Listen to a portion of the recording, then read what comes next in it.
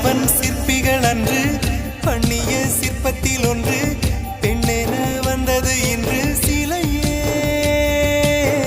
பல்லவன் சிற்பிகள் அன்று பண்ணிய சிற்பத்தில் ஒன்று பெண்ணென வந்தது இன்று சிலையே. உந்தன் அழகுக்கில்லை ஈடு, என்ன விலை அழகே, சொன்ன விலைக்கு வாங்க வருவேன், விலை உயிர் என்றாலும் தருவேன்.